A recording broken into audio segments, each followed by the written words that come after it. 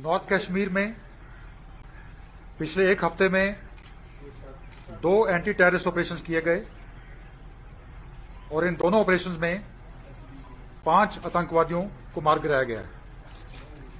24 दिसंबर को वनीगाम गांव में, जो कि क्रीरी पट्टन के इलाके में पड़ता है, वहां एंटी टेररिस्ट ऑपरेशन में 2 टेररिस्ट को मार गिराया गया था, जिसमें एक टेररिस्ट पाकिस्तान का रहने वाला था, अबरार, 2018 से एक्टिव था, और उसके साथ दूसरा लोकल टेररिस्ट आमिर सिराज था, सुपोर का रहने वाला, जो जून 2020 से एक्टिव था।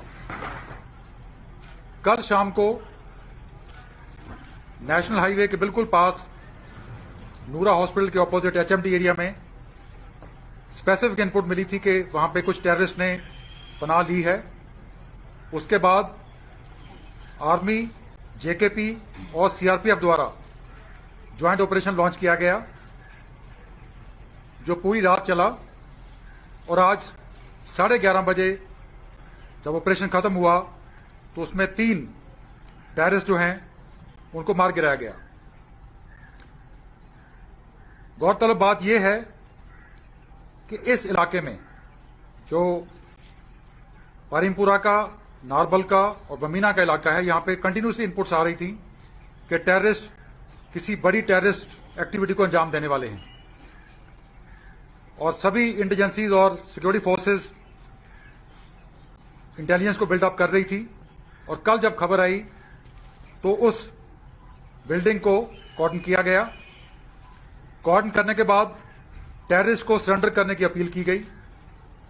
काफी देर अपील करने के बाद एक टेररिस्ट बिल्डिंग से बाहर निकलने की कोशिश उसने की, लेकिन जैसे ही वो बाहर आने लगा, जो अंदर उसके बाकी साथी थे उन्होंने फायर खोल दिया और ग्रेनेड्स सिक्योरिटी फोर्सेस की तरफ उन्होंने फेंके और उसको उन्होंने वापस अंदर बुला लिया।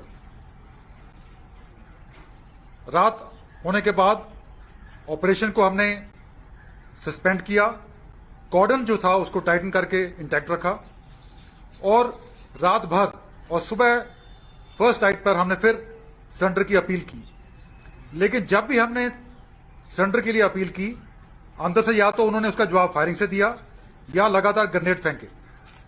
तो इससे जाहिर होता है कि वो सरेंडर करने वाले ताक में नहीं थे, और जो गोला बारूद उन्होंने पूरी रात यूज किया सिक्योरिटी फोर्स के अगेंस्ट, वो इस बात को दर्शाता है कि वाकई में नेशनल हाईवे के पास वो किसी बड़ी कार्रवाई को अंजाम देना चाहते थे। और उसके बाद जब दोनों तरफ से गोलाबारी हुई और इस कार्रवाई में तीनों के 3 मारे गए।